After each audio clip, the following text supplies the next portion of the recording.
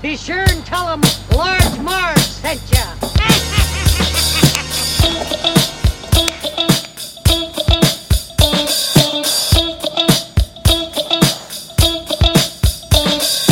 In the 90s, we were just teeny tykes. We rented movies and our bikes. We wanted to be DJs, but we were just teeny gals. So we went off to college and we remained as pals. 20 years later, we're still watching flicks and we're bringing you the favorite bit by bit. Sweety and Sweety are here to say it's the Large Marge sent us podcast. Hey.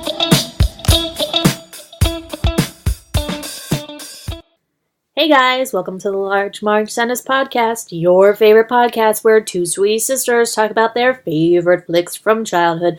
I'm Sweety. And I'm Sweety. And today we did the Easter classic movie that everyone loves. Batman.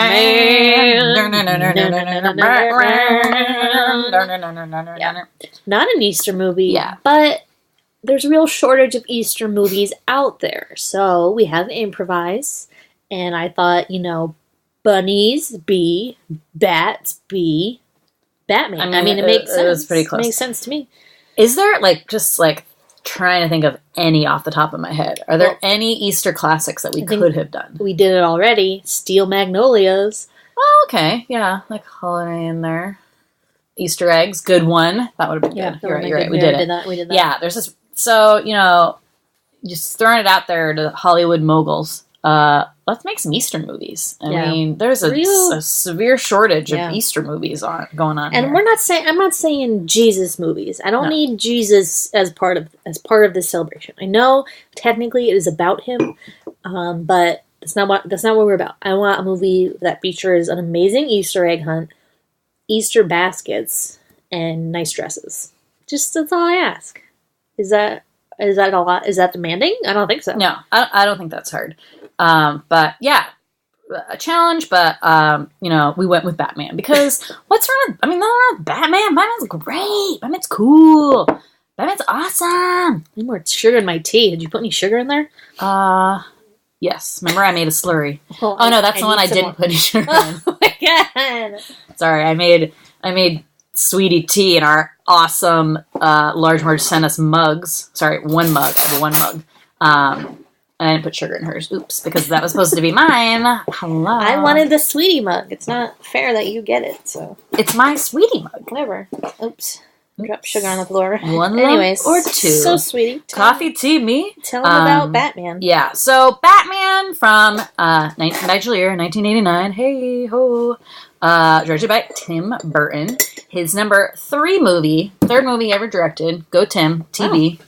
In it to win it. Behind Pee-wee's and Beetlejuice. So yeah, definitely, I remember, being in, let's say I was in kindergarten when this came out, and, Batman was fucking huge.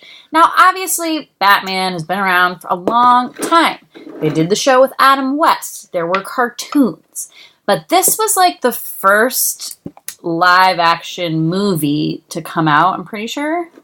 I don't want to say for sure. Yeah, for sure. But anyway, from 1989 on, it was Batman time. I just remember that bat symbol was everywhere. The Joker everywhere. Mm-hmm. I couldn't stop singing in my head the Christmas Carol as a kid. Remember one? Jingle bells, Batman smells, Robin laid an egg, Batmobile lost a wheel, and Joker took ballet. That was going to be a quiz And then there was later. Another lyric. Do you remember the one after? Vicki Vale? Oh, what's the other one? Oh no, she's not in it. But it's Batman's in the kitchen, Robin's in the hall, Joker's in the bathroom, peeing on the wall. Yeah. Hey. Yeah. That was huge.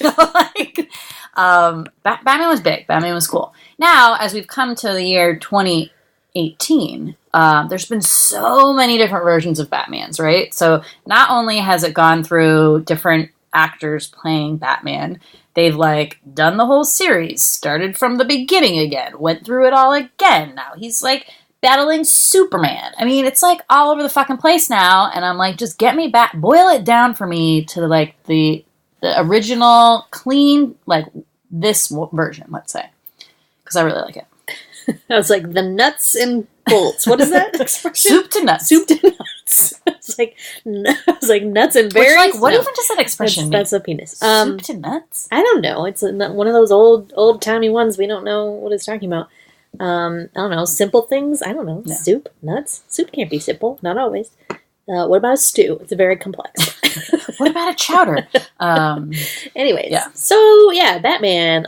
Sweetie and I actually guest pod hosted on the Chicks with Flicks podcast with Hannah from Film Roast podcast and Courtney, who does the Chicks with Flicks podcast, and we did Batman Returns, and we had a lovely time. So I urge you to seek that episode out. We'll post it on Twitter.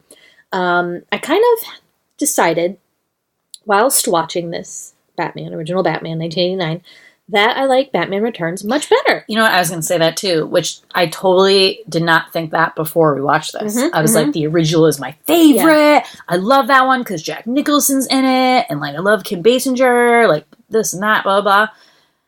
This movie is a little bit boring, okay? I don't know. It's like too long. A little bit. We're not saying a lot of it. It's bad at all. It's a great movie, but it just felt really long. It dragged on. The Joker kept like almost dying, but not, and it just like happens again and again, and you're like, ugh. Or he just had too many shenanigans. He's just like so many, like shenanigan 1, shenanigan 2. It's like too many. And the shenanigans like weren't that crazy. No. Like the balloon one where there's poison gas. One guy choked and fell into the street. Yeah. And then the balloons like got taken away. I'm like, it wasn't that great. It wasn't, no. You like smashed up some artwork.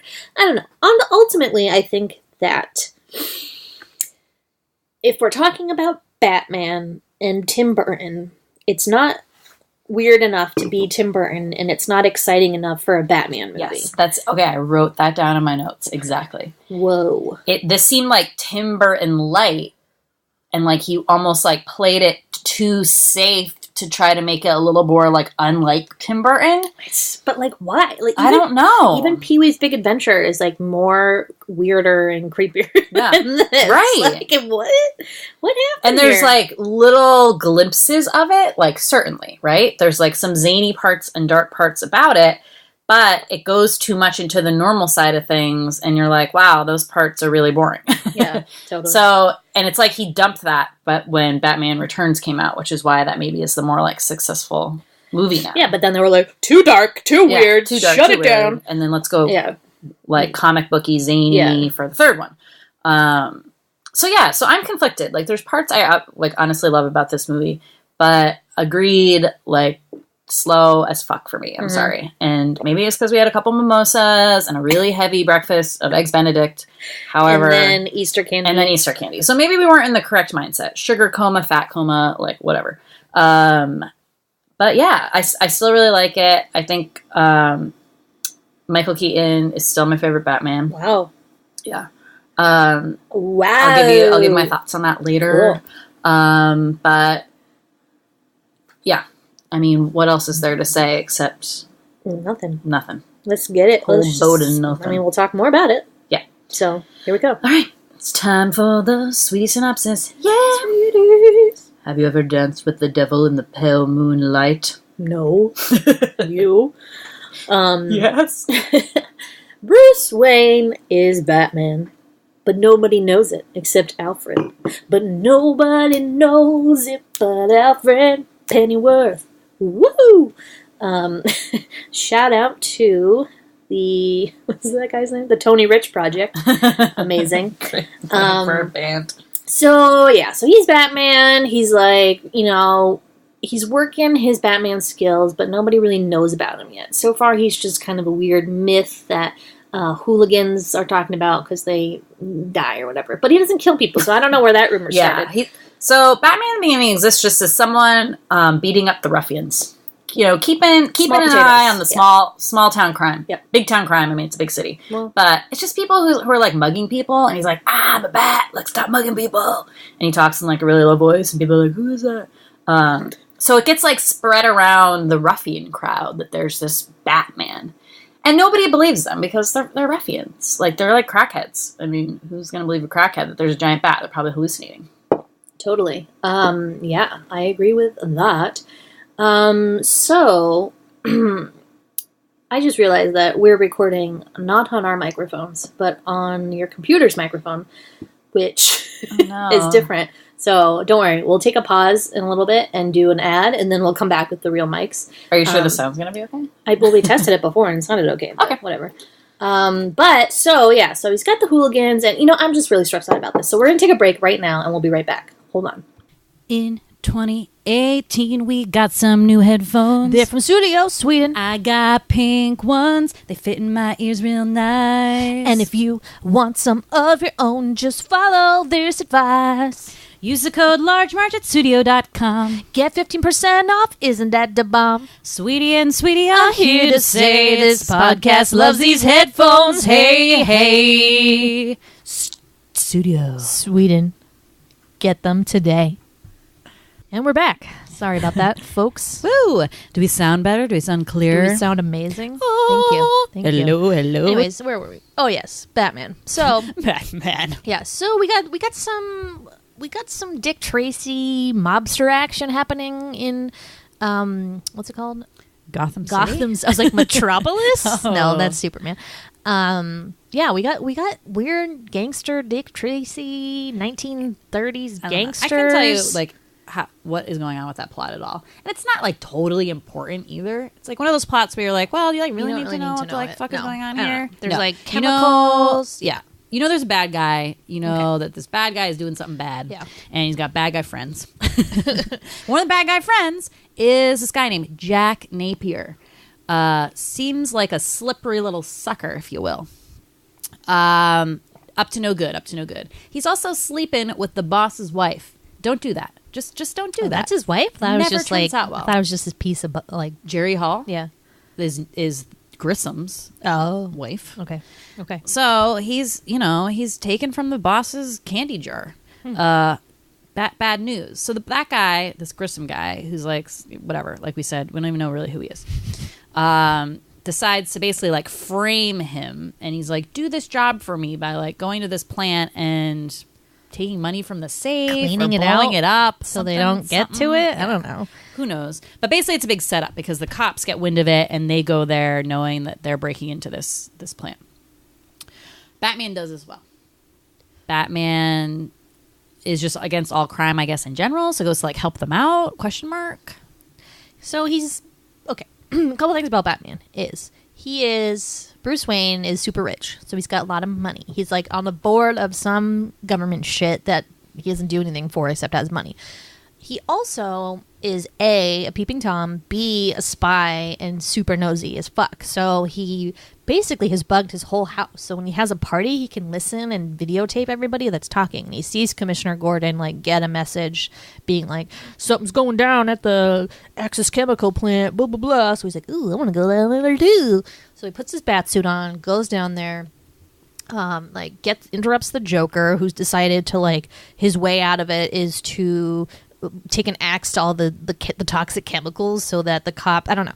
It's a weird thing because there's signs everywhere that are super toxic chemicals, don't mess with these, and then the cops are stepping in it, but we never see any repercussions from that. So I would have enjoyed a disintegrating shoe maybe or something. Yeah. But anyways, Plot hole. Yeah. So he gets away, and then there's a tussle with Batman. He tries to shoot Batman. He can't because he's wearing armor. So you can't shoot Batman.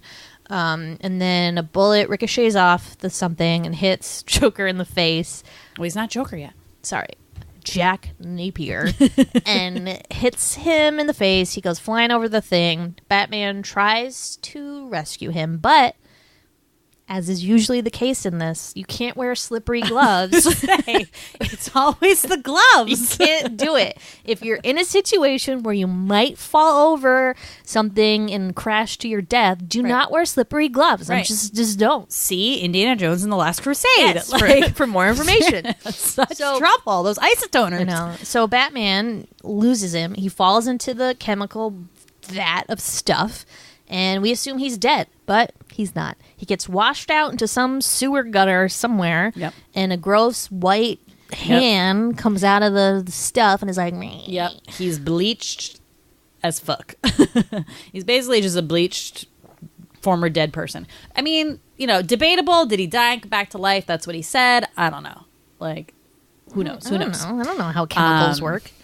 So, Joker comes back and he goes to see his old boss. And sorry. First he goes to the surgery. First he goes to the sketchy literal back alley surgeon who has a rusty table with. It sounds like I'm describing the plot to Dirty Dancing. I was going to say, I like to imagine this is where Penny went to get her abortion. He had rusty tools, Johnny. Rusty tools. A folding table and rusty tools. Basically the same guy. So he does plastic surgery, quote unquote, on Jack and basically turns his face into a permanent smile. No. Okay. So I thought that also, but I think the chemicals are what caused that. Because when everybody's doing the Joker products, like their mouth turns the same. So I don't think that is what he was doing. And I thought he made the product so they would do that. How can you do that? Remember, he's interested in chemistry on his little rap sheet. I don't know. It's just very because then very why? weird. But then why would the sketchy plastic surgeon be like, "I'm so sorry. Like all the nerve endings were dead. I tried the best I could." Because he couldn't fix it. I don't know. It's weird. Why did he need plastic surgery? I don't know. He was just burned. Well, I know. What did he look like before? We don't know. We don't know. So he comes out like that, and he decides to just embrace it. Good positive attitude, I'd say. To be honest, I would just crawl in a hole and die. But he was like, "Nah, I'm a villain, and I'm gonna wear loud suits and be silly." So now he's the Joker. So he's got a bleach white face, super red lips, green hair. It's the Joker. Have you ever seen It's the Joker? It's the Joker. Just look it up. So now we have a villain, and he goes and he kills Grissom or whatever, gets his goons together, his goon squad, and is just gonna start causing havoc. And the way he does that is poison the beauty products, right? Yeah. So it sounds like to me that Joker wants to be super famous in a bad way, right? So he's like, do you mean notorious? Yes, notorious. And that's what he wants more than anything, right? So he starts doing all these bad things and causing all these little ruckuses all around the city, blah blah blah. Topped off by this ingenious chemical poisoning program, where he basically still using that Axis chemical plant and makes what you later learn is mixing some of the beauty products together in a certain combination will produce can't speak a toxin that will make you go into uncontrollable laughter and then die and have that weird smile and have on a Joker your face. smile. Yeah. So he terrorizes the city because no one knows what's causing this. Mm-hmm. They know it's in all these products that come out of this chemical plant, but they don't know which ones. So yeah. Meanwhile, he's also found Vicki Vale, who have we talked about Vicki Vale yet? Not yet. Vicki Vale is a go-getter. She wants to be something too. She's also a photographer. Right. But really wants, much like Joker, really wants to make it for herself in the big city. But not by doing nefarious things, though. By sleeping with Batman, yes. So she can find out his identity. She doesn't know he's Batman yet. Right. But her goal is to kind of do this Batman story with that other guy and, unveil and be the ones that crack the Batman case or whatever. So that's her kind of agenda. Meanwhile, she falls kind of in love with Bruce Wayne, doesn't realize it's the same person, but again, I don't know how many times I can say this, but put it together. It's just how does he get all these expensive gadgets? Who do we know that has a lot of money? I don't know. Whose chin looks just like that? Right. Weird voice. I don't know. You slept with him. I think you would know. I don't know. Yeah. Get the net, Vicky. Yeah. So Joker also falls in love with Vicki Vale, and now part of his shenanigan plot is to force Vicki Vale to fall in love with him because he's so handsome. And he kind of unsuccessfully tries to do that. He keeps popping up and giving her weird presents that she doesn't like, and none of it's working. I just don't know why you would want to be in a relationship like that, to be honest. Right. I don't. It's not. Doesn't work for anybody. So anyway, there's that so that's the overarching plot here, right? So we got shenanigans, we got Vicki Vale. So it all kind of comes together at the end when the Joker has a big parade and then unleashes this toxic gas on everybody and only kills one person, as Sweety said. Big deal. And then what happens? And then okay, so this is when I know.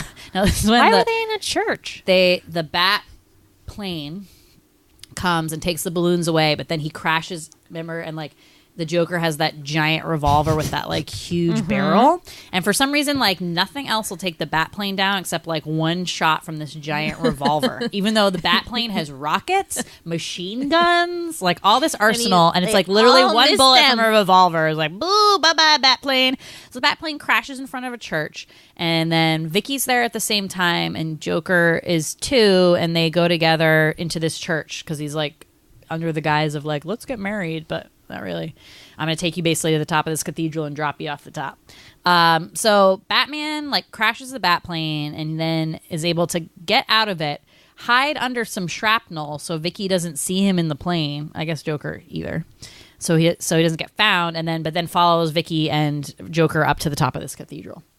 There's a massive battle. All the goons come out and, you know, try to take Batman out. Doesn't happen. Finally, final showdown between Batman and Joker, and he beats him up a bunch. Confronts him because the big like reveal is that Jack Napier, when he was, let's say, 20 years old, killed Bruce Wayne's parents. So they do that. So it's kind of interesting because Joker's like, "You made me, man." Because there's the scene in the beginning where, you know, the slippery glove situation. He falls into the vat of acid. So he basically made the Joker by not saving him. And then Batman's like, "You made me," because Batman is this crime-fighting person because he's trying to avenge the deaths of his parents, and Jack Napier, killed his parents. So it's like full circle. Whoa, yeah. So there's tussle. Ends in Joker trying to leave on his Joker helicopter. Batman uses one of his gadgets, pulls him back, and then Joker falls to his death at the church. And then the people of Gotham realize that Batman was actually trying to help them this whole time. And which, again, I am always going to be confused about why it takes them so long to figure out that Batman is a good person. He only goes after bad people. If he was like shooting moms in the street, then yes. What are you doing? Are you Googling something? Texting Carol. Oh. So it's confusing to me. But anyway, so Batman gives them a super awesome bat signal so that they can call him whenever they want to if they're in trouble. And that's it. Hooray. Hooray for Batman. He made it. Oh, and Vicky knows his secret now, so. So now they're dating? I mean, what a complicated, horrible relationship that would be. I would never want to date Batman in a million fucking years. I don't know what she's thinking. And guess what, guys? They don't make it. Because if you watch the next movie, you find out he's really burned from that. And that's why he can't get a relationship with Selena. He's very upset. But I will say, strangely enough, the only people he trusts with his secret, aside from Robin and Alfred, are women. That's true. It's weird. Like, I guess women are really good at keeping secrets. Good for them. I am not. This woman. Or me. Don't tell me anything. Yeah, I would literally tell. Don't tell either of us everybody. anything. We'll at least tell each other for sure, but we might tell other people probably. I know. I remember one time the CIA was recruiting on my campus, and I'm like, I totally want to do that. And I was like, wait, I'm the worst secret keeper ever. It's tough. It's hard for us. But anyways, yeah, that's Batman. That's Batman. Long fucking movie. I think you said it was over 2 hours. 2:05. It's too long. Again, when we talked about Hook, it's too long. I just need more action. Like, I feel like unless it the action been, is constant. Right. It That's could have too been long. toned down to like just action sequences. I don't need this like boring shit Batman going on a date in the middle. I don't need that's that. my problem. I'm like, I know like why they want to do that, because they want to normalize him and be like, he's so conflicted and he like can't let anybody in because like, I mean, but is his situation that bad? Like, I'm sorry your parents got shot in front of you, but like, why are you hanging your hat on that problem your entire life? You have a lot of money. You have sweet Alfred who takes care of you his whole life and is about to die. And all he did was take care of you. You have awesome Batmobiles and like, gadgets and shit. Like what's wrong with you? Your like, life you're isn't fine. that You're bad. fine. Like, grow a pair, Batman. But yeah, so I to agree. Like, obviously there needs to be that like sort of central like woman everyone's like trying to get or help, you know, save her life kind of a thing, like a Lois Lane kind of thing. Like, I get it, and I think the Vicky character is good because she's like, you know, it's that trope of like an attractive woman who isn't taken seriously. Because in the beginning, like with the reporter guy, he's all like, ooh, legs. Like, ooh, let me just flirt with you. Like, but she's actually a very good photographer and like a pretty smart woman who is trying to get this story and trying to get to the bottom of things. However, that completely gets scrapped because Kim Basinger will not stop screaming. Like, shut up. Reminded me of like Indiana Jones in the Temple of Doom. Oh my God, I know. Sorry, like, stop I just found a little screaming. magnifying glass and got excited. Okay, huge problem with this. Huge problem. First of all, I was thinking about it in my scenario. The only time I have ever screamed like that is on a roller coaster. If something scary happens to me, I don't got the high pitched. I can't even do it because I've never done that. I can't make that come out of my. Well, my remember when we did Temple of Doom and there was that trivia fact about how they had to teach Kate Capshaw how to scream because she like literally had never screamed before in her life? Well, because you don't. right. People don't scream. And why? Well, why can't we have like realistic, scared? Like, okay, so if I'm whatever with Batman and something scary happens, I don't scream like that. I'd be like, oh my God. I wish you could redo the movie and just be like, oh my God. Oh, I was going to say that I feel like screaming is outdated because I can't remember a movie that I've seen in a long, long time where true. people screamed like that. True. That's true. And I'm thinking of, remember when we did Jurassic Park way back when, guys, first episode ever.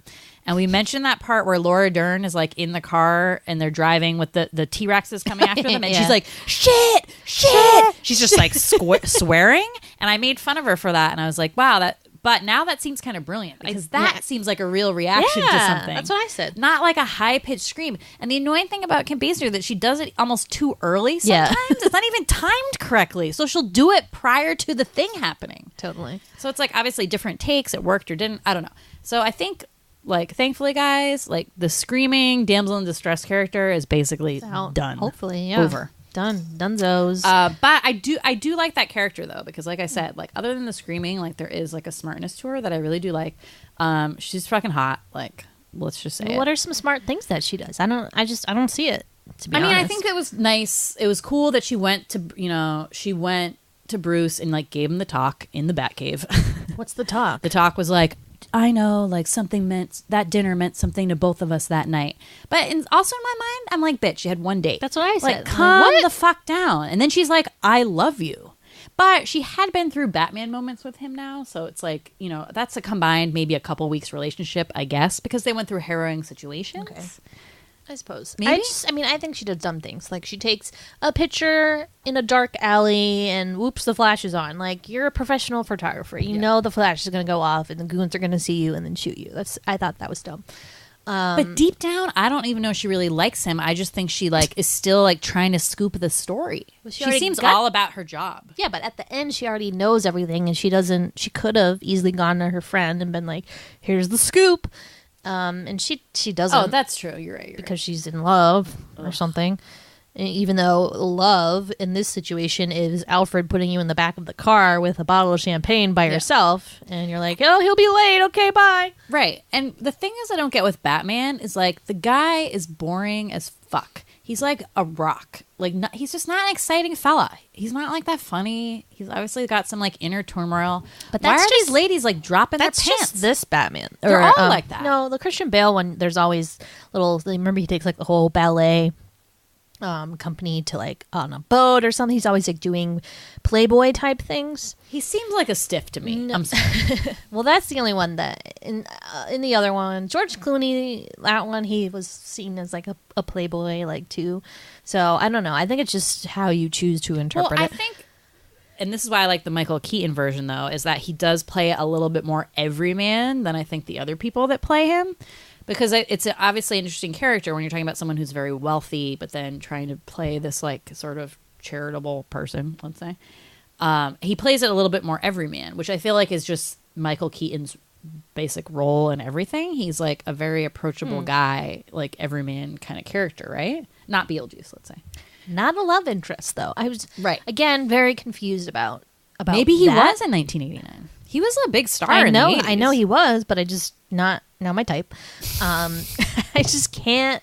I can't do it. I can't. After Beetlejuice, it's just like I can't. Yeah. I'll never be able to look at Michael Keaton and say, "Wow, babe, yeah, stud muffin alert, look out." And then I think they did start to craft Batman as someone a little bit more like that, as with so Val Kilmer, George Clooney, Christian Bale, right? Ben Affleck. I feel like we're back down to the other side of that slope.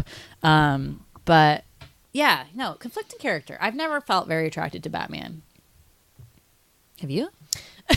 Well, I was just thinking of, I had a Batman Forever poster in my room, and it was Val Kilmer. And I don't know if I was attracted to it, but I was convinced there was a camera inside of his eyes, and then I would change my clothes in the closet because I thought I was on the Truman Show. And then the Truman Show came out, and I was like, wow, someone's obviously trying to tell me something, so it's true. But in those Batmans, I remember they'd always do these like close-ups, isolated close-up shots, like on his nipples and like on his like giant bulging package. Wasn't and it like only so? Wait, do we figure this out in Batman Return? They only added the nipples in like a couple like movies in. oh yeah, Yeah. maybe, I don't know, but it's so weird. But I think I was like sort of attracted to him. I don't know why. Well, my it's just like that problem- hero, like ooh. Well, my problem with Batman is the same thing with Iron Man. You're talking about a regular guy in a suit that does like crazy things. Like, I don't know if that's superhero to me. It's not that great. And my problem with Batman is that, because I wrote down at one point to ask you a question on what your favorite bat gadget is, but then as I'm watching the movie, I'm like, it's the same fucking gadget. It's that thing that just like you throw it and it connects to something, and then he either like spins around or he repels up, or like that's the gadget. Right. That's like all It's he has. more- well, yeah, but I mean, in the later movies, there's more vehicles, Right. So I think maybe it's more of a question of like, what's your favorite vehicle? Well, not the bat plane, because that thing fucking is a piece of shit. They all seem like a piece of shit, especially in these early movies. Who is the mechanic? Alfred, fire him. So clunky. I just feel like I feel like it's Pimp My Ride, and Exhibit is like, let me pimp your car. Just kidding. It won't drive anymore because it's a piece of shit and we put too much shit on it and now it's too heavy. Like, that's what it seems like to me. It is pretty bulky. And it just, yeah, Really it's can't take those bulky. turns. No, and I just don't. And I don't know. And it's funny that there's a front seat. I mean, luckily there is, because Vicki Vale can ride shotgun. Yeah. But I just, when they were designing that, where they were like, in case you have a friend over, here's a seat. Yeah. It's an interesting Well, question. it's a one-man car, though. That would be pretty symbolic of his whole life. I mean, if you think about it. Yeah, that's true. But yeah, I'm partial to the bat motorcycle myself. The Right. bat cycle, I think it's called. I'm glad that they ended up doing more gadgets and stuff, because, yeah, this one was... But at the time was very cool. So it's not like, obviously with time and we've grown with technology, there has been like much more cooler things. But obviously as little kids, we were like, whoa, Yeah. my God, Batman's so cool. And he does have like pretty sweet fighting moves. You know, he knows how to get it done, which is like, how'd you learn that? Who's your sparring partner? Duh, didn't you see Batman Begins? Hello, Ra's al Ghul. Oh, yeah. Liam Neeson in the ice cave. Why is he always like a trainer, Liam Neeson? I don't know. up Because he's with like that? I don't know. Because he's mysterious and strong. I don't know. Okay, so a little bit about Joker. So Jack Nicholson was kind of, aside from the TV show, if you watch that and you read the comics, this was like our first kind of stab at Joker, I guess. And at the time, it seemed pretty great. And I remember when it was announced that Heath Ledger was going to be the Joker in The Dark Knight, people were kind of like, oh, he cannot tarnish our view of Jack Nicholson, the perfect Joker. And I was like, I don't know, I don't care. Like, I just want to see it. And it turns out Heath Ledger was amazing. And to be honest, I think, it's the best Joker. Although a lot of people that are super into the animated show Batman will say that Mark Hamill is the best Joker, yada, yada, yada. But in terms, the best thing about the Heath Ledger Joker is that Joker does not have a past. And it's a mystery as to who he is and how we got to the way he is. I think the problem with this Joker is that he has too much of a history, and that he was a normal person before this started makes me not fear the Joker as much as I think you should. Yeah. Well, and I also don't think Heath Ledger played it with such like insanity. This like But not- unhinged, like very smart, but like insanity. But Jack Nicholson's is more like is just more silly. Right. Yes. So that's the thing. And it's just, I think that Heath Heath's one was just so much more terrifying because it was unhinged, but it was not crazy like crazy. It was like legit. You cray. Yeah, I'm scared. Exactly. Like the Jack Nicholson's is more like what scary used to be, what you would think like insanity maybe Yeah, like but I just even don't used like, to be. Yeah, I just don't like the heavy backstories, and they kind of did that too with Penguin, and I think that Penguin. Like, why can't they just be villains? Right, like why I think he'd be scarier if he was just like a penguin man that like you don't know how he got like that. That's the scary part. Yeah. This is just I don't know the Jack Napier thing and how they tie it into him killing his parents is just like too neat. It's like there's like a bow on that and they're just like, yep, this is great. This is great because that's not who kills his parents in for reals. I think in the comics it's somebody else. Named like Joe Chill or something, which is name. like a cigarette mascot also, but no, it's Joe Cool. Sorry, but I just don't love that. Jack Nicholson, great though. Yeah, it's a great performance and like so interesting. Like some facts about that performance. So originally, they always wanted Jack Nicholson to do it. And originally he was like, I don't think so, like not for me. So then they talked to Robin Williams and they're like, what about it? And he's like, sure, I'll do it. So then they go to Jack Nicholson and we're like, okay, like we're going to get Robin Williams to do this if you won't. And he's like, fuck that, I'm doing it. So basically they use Robin Williams as bait to get Jack Nicholson to do the role. Robin Williams found out about it, was like, fuck you, Warner Brothers. And it took him like years to be able to work with Warner Brothers again because he was so pissed. I would be. Yeah. It's bullshit. Totally. So because obviously Jack Nicholson going into this was, the most famous person, Michael Keaton too, but like it was a very big thing to like cast this role. And for them to get him, they're like, we'll give you a % of whatever this movie makes, whatever that's called when you get like a percentage of the gross. So it ended up he made $60 million, which is still like for that, whatever that method is when you get some of the gross is still like the highest the most anyone has ever gotten. Yeah.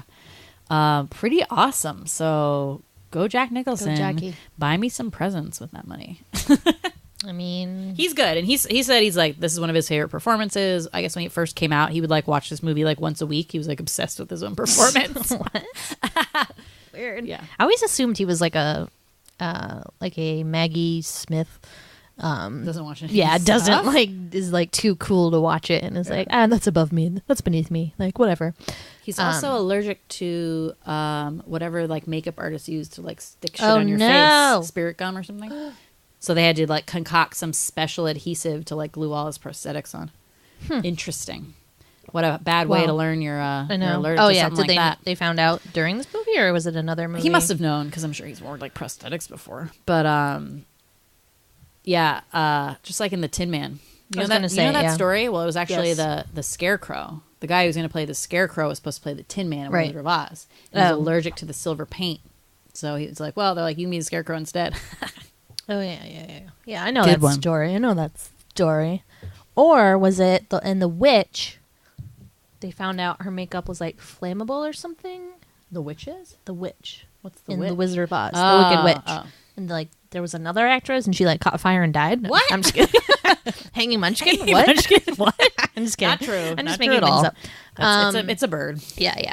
So even though this movie's not like as creepy and weird as I think it could have been, or that surely that Batman Returns was, I did have a lot of moments that were scary to me as a child. Yep. Same. But we have some so same yep, sure. So number one, the bloody rusty surgery tools scene was very scary to me. Okay, the scariest part for that scene for me is his hands all bandaged up. Does that scare you or what? I guess. I mean, When we he's, like, saw them Patting around, it's like hands are all bandaged up into these weird like bear claws almost. Well, not bear claws, but they're just like these fat fingers all like bandaged But like, what up. did he do to his hand? Like, we saw the hands come out of the water, and they were just look like they do now. Yeah. So I don't know. Was his whole body burned because of the acid? So he was just like completely bandaged up, like his whole body. Well, his skin's pretty smooth now, so I don't know what that's about. Yeah, so that was scary. The hand buzzer skeleton gag. So this is, he goes back to the mob squad or whatever that is. Mob squad. And he's like, shakes the guy's hand. He has a buzzer on his hand, but it's not just like a silly buzzer. It's a buzzer that literally electrifies you and then turns you to a skeleton. And now skeleton. this also is a thing in Batman Returns, right? Where like you have somebody getting electrocuted and then they turn into a skeleton. So forever I thought that if you get electrocuted, you turn into a skeleton. And that scared me Your head so catches on fire. much. Did you ever see The Green Mile? Oh my god. Okay, we talked about this another time, and you were like, wait, what? Because the sponge wasn't on the head, so it didn't even Yes. That's good times. No, but like I always thought, like if you stuck something in a light socket, you would turn into a skeleton. Like that's what I thought it was. You don't. You just get a shock, and you like maybe die, maybe not. I don't know.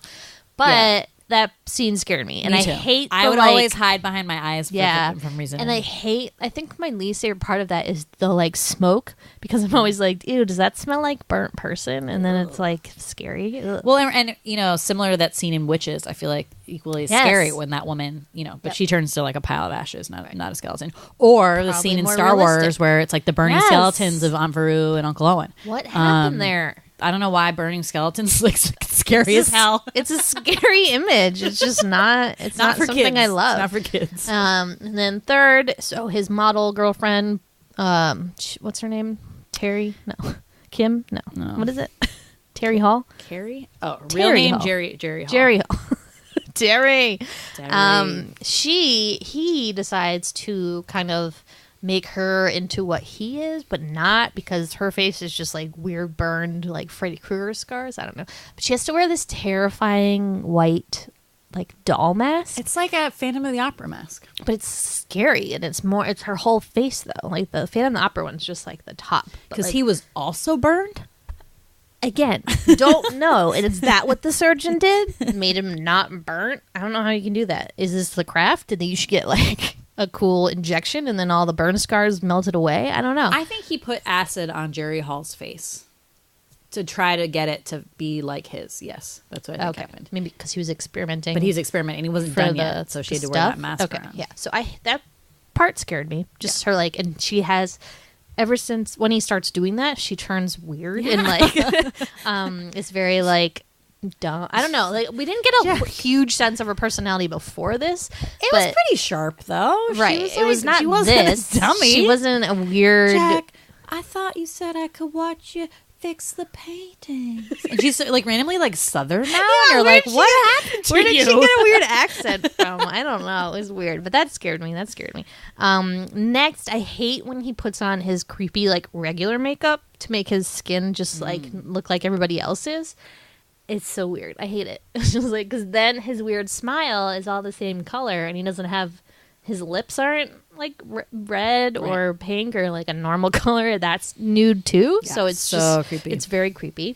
And then I think that was it. Yeah. What else did you add? So I'll add the creepy mimes. Creepy mimes. So there's this part. This is a great part where he is like, the like mob squad come and they're like, Gritsum left us the factory or something like that. And so they're all like on City Hall, and everyone, all the reporters are like all gathered around them. And then Batman happens to be there too, or Bruce Wayne, because he's laying flowers on the site where his parents were shot. So, and Vicky's there too, because she's stalking him, taking pictures of him, trying to figure out like what his sitch is.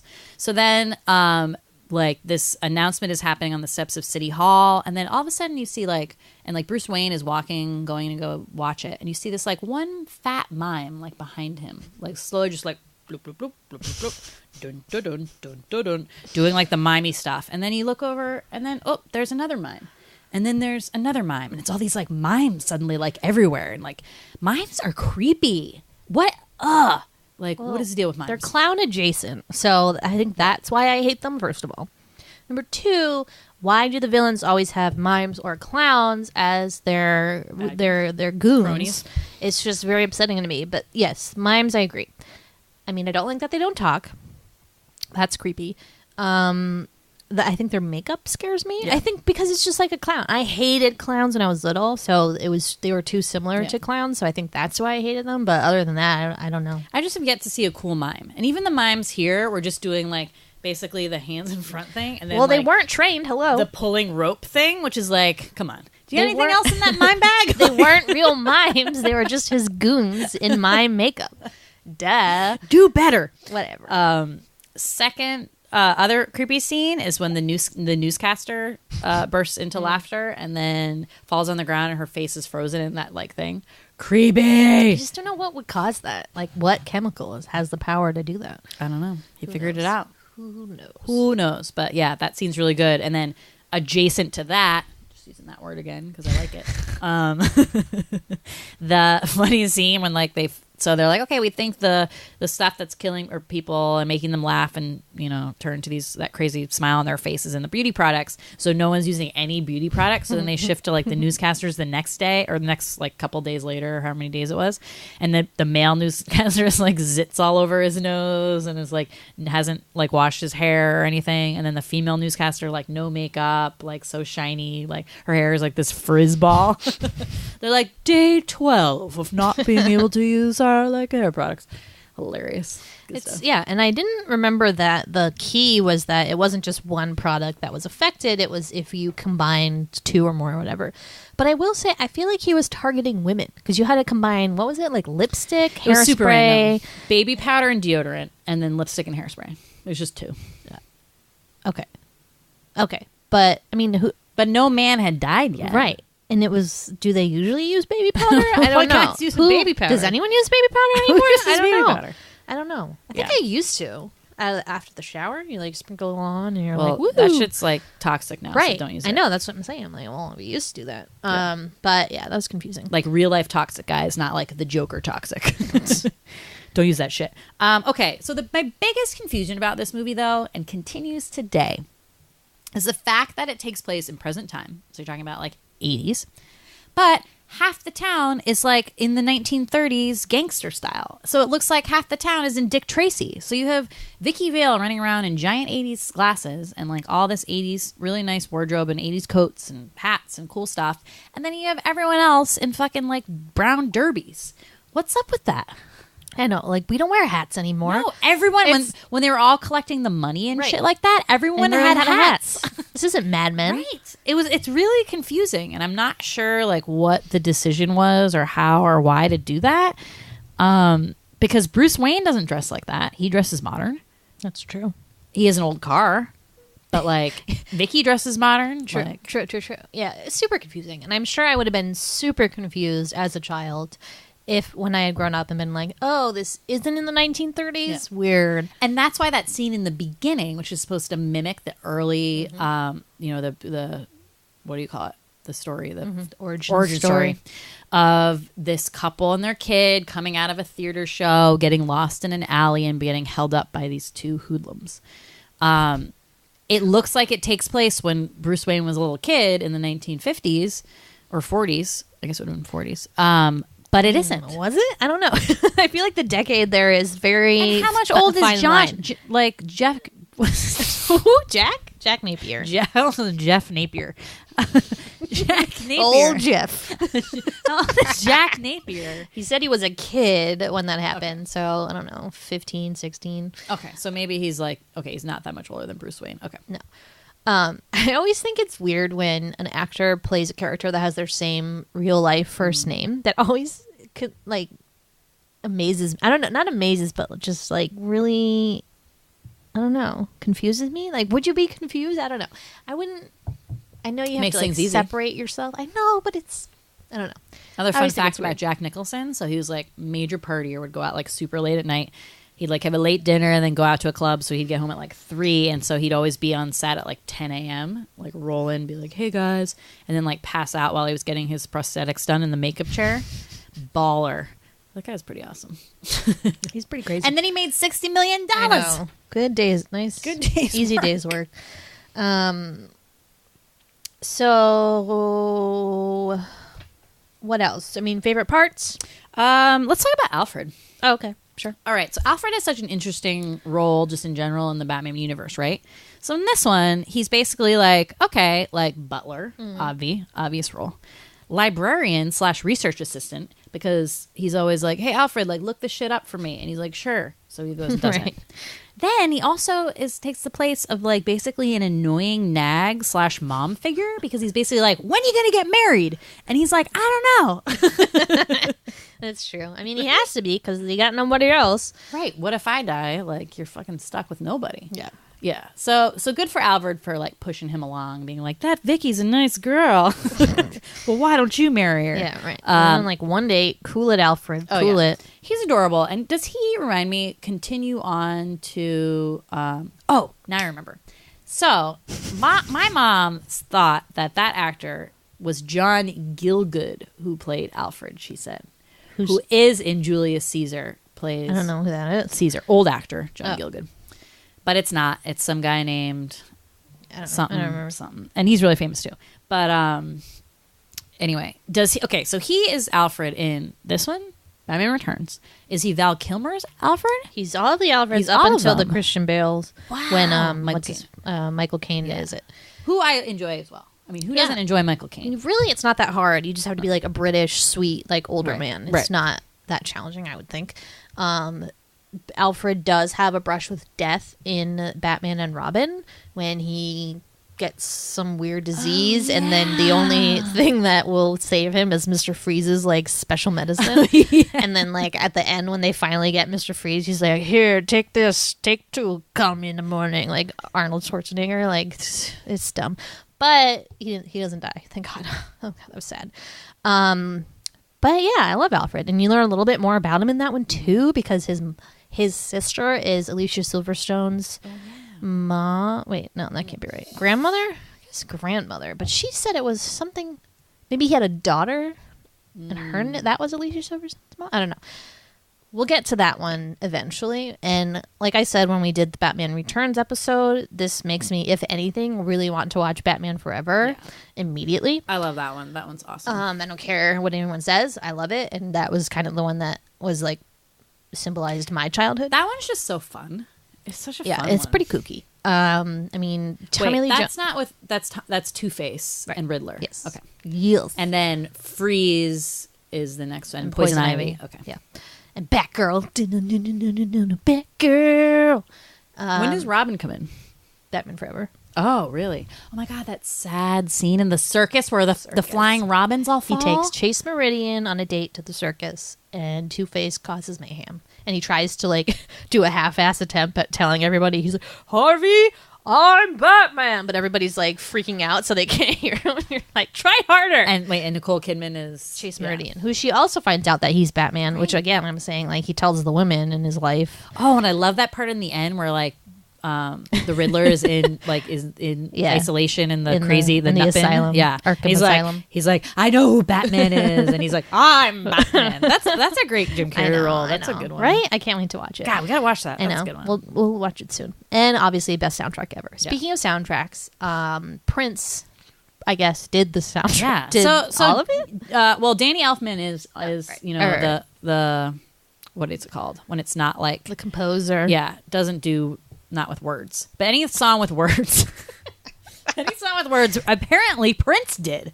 So there's 2 famous ones that are like quote unquote famous, but that you can tell are Prince songs. So the first, which I've now had in my head for the last 2 hours, Party Man, which is the museum part. Yeah. So and then this is actually my favorite scene, I think, is when Vicki goes to the museum where she thinks she's meeting Bruce, I guess, but it's actually the Joker. And he comes in wearing this like stupid, which I thought was a chef's outfit when I was little. And now I'm like, I think it's supposed to be like an artist beret, but it's that's too much material. Yeah, it's definitely chefy. It's like, don't tell mom the babysitter's dead. Katrina's whipping excitement in her boots. Like that's what he's basically wearing. And they like put on tunes and everybody's dead and she has the weird gas mask on. Remember in that we call it the Jester Chef costume. Right. So that's probably why. Joker Jester. It's because of this. Mm-hmm. And then they're like playing the music and his cronies are like, let's paint and destroy the artwork. And that is a good scene. Yeah, that's a good scene. You know what also my favorite part of that scene is? And this speaks to like a little bit of Zane that Tim Burton was able to inject in this, like where he could. When she opens that tiny little box, and so first of all, it says like, Put this on now. well, the inside it says urgent, and it's like this little tag, and it's written this like crazy, looks Little like child handwriting. crayon Yeah. writing. And then she opens it and it says like, put this on right now. And the gas mask is so like whimsical and fun. I'm like, I love that gas mask. It's so little. It's like, is that strong It's a enough? portable. It's like a little portable, just one you used to hold. The Joker takes it later Yeah. too during the parade. I love that gas mask. It's very vibrant. Yeah, but it's just that like weird little whimsy, I think, that like it reminds me of like Tim Burton stuff. But yeah, I like that scene a lot too. Though in my mind, the art lover that I am, I was like, no, how would you restore those paintings now with all the paint on them? All you have to do is bring it to what's her face, Ghostbusters 2, Yep. Dana Barrett. She'll restore those in a minute in a hot sec. She's got it. It's fine. It's totally fine. Totally. Yep. Any other favorite scenes? Favorite scenes. So I always notice this, and if you've seen obviously Beetlejuice, there's this part where like Beetlejuice comes out.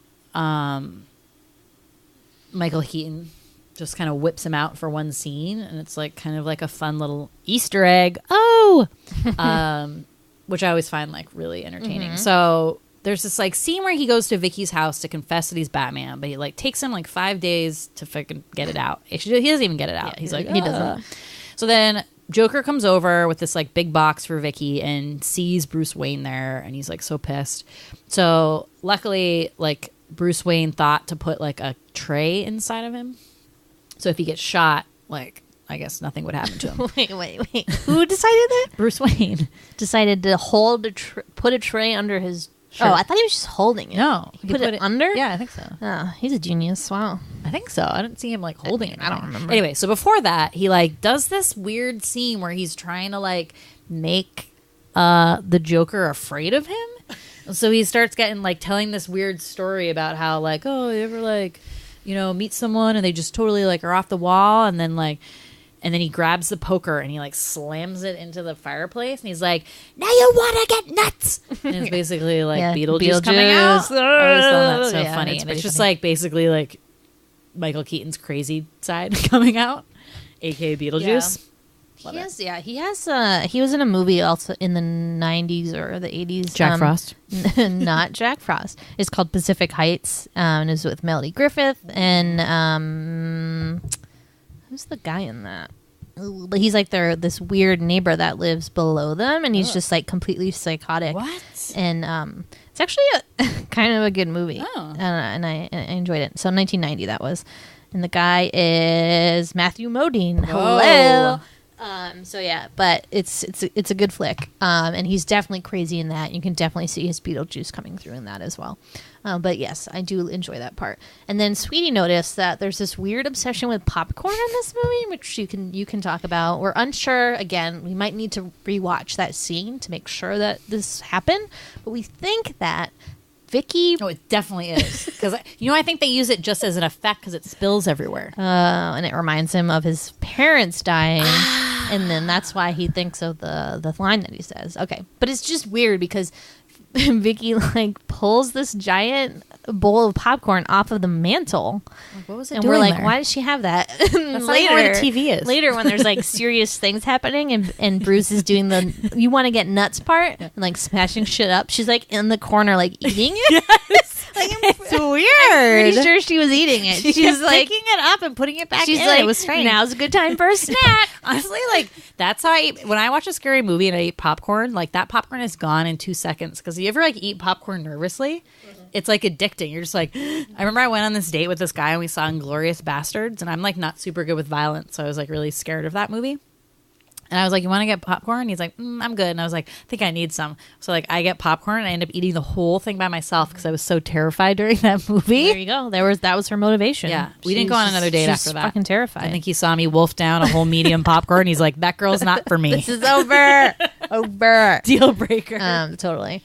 Love it. But yeah, and then we're like, wow, there's all these popcorn. Sweetie was like, popcorn as symbolism by Sweety Dumas. Her thesis paper will be that.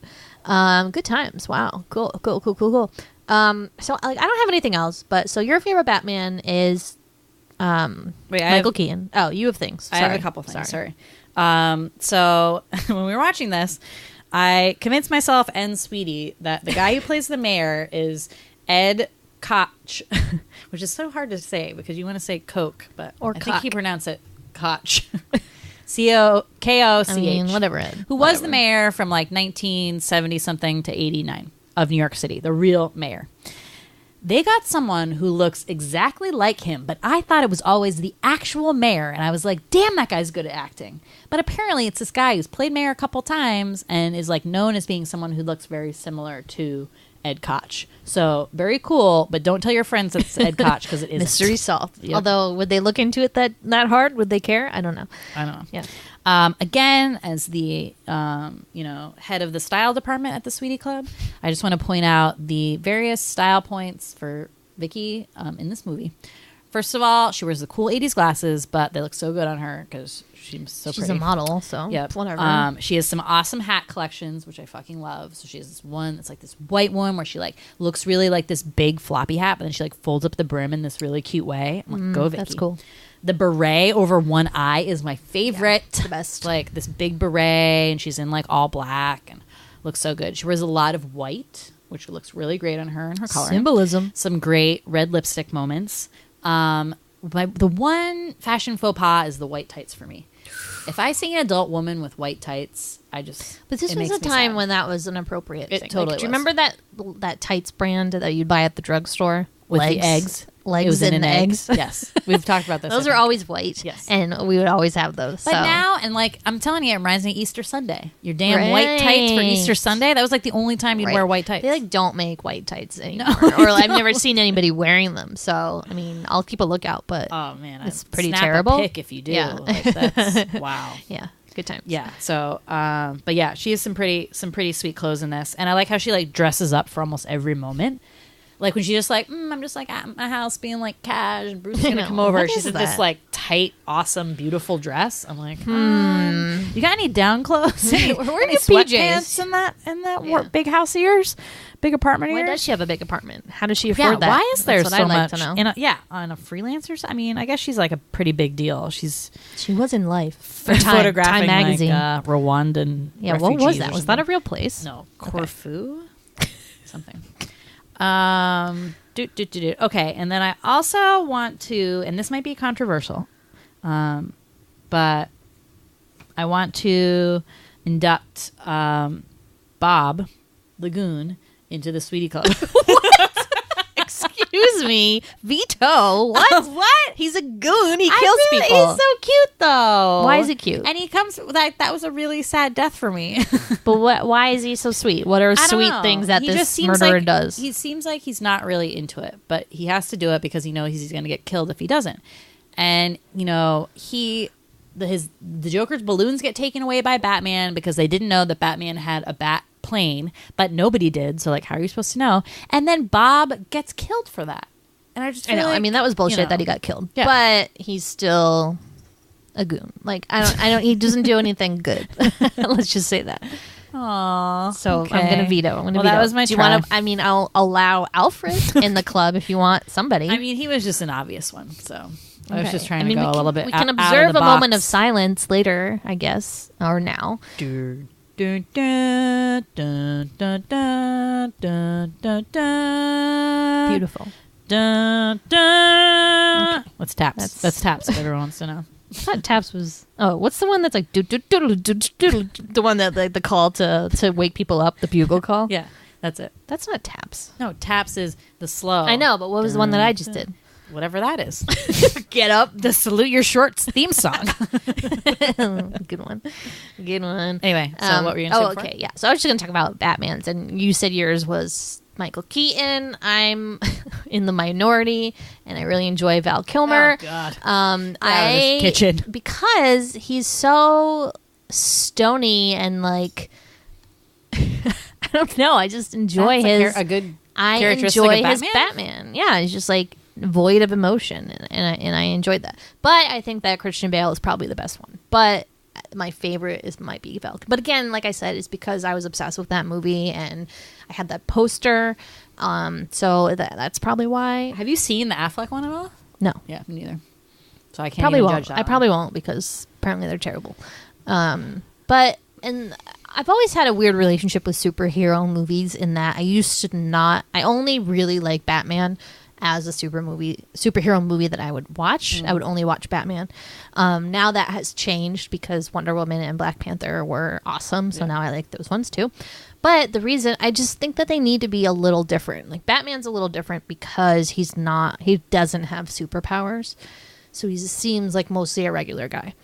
And then Wonder Woman and Black Panther, obviously, because those, But isn't it, if you're thinking about it like that though, isn't his superpower tremendous wealth? Well, that's the joke in the Batman versus Superman trailer or whatever. Yeah. Because it's like, and I mean, I think they use this with Iron Man too, right? It's like once that guy's not in the suit, like I don't know. You're the expert. You've seen them all because of babysitting. I haven't seen any Iron Man. Oh, I've I thought you were seen one. Oh, No. Don't be you talking you were an gibberish here. expert. When I've we saw seen Black Panther, one. and you were like, "That's where Black Panther makes his debut." That's the one I saw. Fucking Civil War. Apparently, it's very important in the canon. I'm sorry. Okay. I did see it while babysitting. Thank you. I'm really more a Superman gal. I just will say. First of all, he's hot. Second of all, he's an alien. Cool origin story. He has superpowers, but he's not unstoppable. He has the kryptonite. He's really my favorite. And also, I had a huge crush on Dean Cain. I was gonna say. Obsessed with Lois and Clark Adventures Superman, so that might be part of it. Let's say Also, what it is. I love here. Lois Lane, and those old ones are actually pretty good. What old ones? With Christopher Reeve. Oh, okay. Didn't you So watch? good. Yes. Didn't you watch I was them one extremely weekend? hungover on the couch, and they played 3 in a row, and I watched all of them. I don't know what to tell you. They were very good. The one where he flies, so the Earth spins backwards, so he turns back time and saves Lois. I mean, Yes, I do recall that one. I will say I prefer my superheroes to be different. I like the ones that aren't cut and dry. I love the show, the FX show Legion, which is so amazing. It's by the guy that does Fargo, Noah Hathaway, I think is his name. But oh my god, it's so good. And if you like weird shit, watch. It stars Cousin Matthew from Downton Abbey, and Aubrey Plaza is this amazing turn in that show, and it's just so good. would I like it? Maybe. I was thinking every time I see the ad, I'm like, would you like that? It's it's weird, what channel but is it's it cool. FX. Okay. So I recommend that. And then obviously Netflix, Jessica Jones is also, I enjoy that because she's not your run of the mill superhero wearing an outfit going around and rescuing people. So I always like the ones that are kind of on the periphery of superheroes. But that's just my thing. That's just my thing. Yeah. I mean, it's definitely, and especially now as it seems to me that the only movies they're making now are superhero movies. And Right. I agree. If they got to start making ones that are a little bit more interesting, because the old canon of, Batman, Superman, Captain America, Iron Man, these are all super snoozies, especially for women and especially for people of color, which is why, they've started to actually, I feel right that wrong a little bit. So I feel this, as much as I've really avoided superhero stuff, I think I will be getting into it a little more as they do better with that whole concept. Totally. So fingers crossed for that. I'm sure we're still going to see a boatload of fucking Batman, Superman shit still. Did we see a preview for some Batman thing, didn't we? No. There's Wait. not one coming out this year or next year? Well, the one that just came out, the Justice League was that was it. their That was it. combo one. But now the big Avengers, everybody in one movie. Right, and that's the other thing, the whole Crossover. Marvel versus DC thing. I'm just and it's who do you like? I don't know. I feel I'm more DC. Just saying. Wow. Nobody is that. So congrats to you. Isn't that Superman, Batman, and Wonder Woman? Yeah, but the only good one is Wonder Woman. So that's why they still were like they saved the old- DC. I don't know. I mean, Marvel is superior in many ways, but okay. Just because the whatever. amount of people. Is that I the same? I as think they're X-Men? What's better X-Men? done. Yes, X-Men is Marvel, and all the good ones are Marvel, pretty much. So Wow, rain on my DC parade. sorry, it's just a fact. It feels like DCs are the oldies. Yes, Yeah. I'd Right? say so. Yeah, and Marvel's a little more current and Yeah. cool. Yeah, I mean, just in general, I'm just about Yeah. those. But Oh well. But Oh, feel free well. to change my mind. That's our superhero talk. See ya. Yeah. Anyways, thanks for hanging with us on this Easter Monday. Woo! Because you guys are Yeah. listening on Monday, Happy- but it's Easter Sunday Happy for us. Easter. We That's why opened I some said that. pretty sweet Easter baskets. We did. We didn't do an egg hunt this year. No, but I got Sweety several Sweety themed presents that we've talked about on this podcast, including the candy Now and Later, which you can hear about on our episode of Teen Witch or Beetlejuice. I don't remember which one. We talked about those. Good memory. I don't remember that. And because I kept calling them Now and Thens. I was like, no, it's wrong. That's wrong. Star Wars trading cards. What up? Awesome. And Reese's Pieces, ET style, in a box. Yeah. I thought I got you something else that was Sweety Q-tips? Club. Straws? No, I guess that was it. Anyways, yeah, that's it. So hope you guys enjoyed this episode. Sorry again about the microphone faux pas in the beginning. I promise you we do know what we're doing most of the time. But thanks guys for listening and sticking with us. You can find us on Twitter at the Sweety Club or on Instagram at Large Marge Sent Us. Thanks for listening. Thanks for listening. Bye. Bye.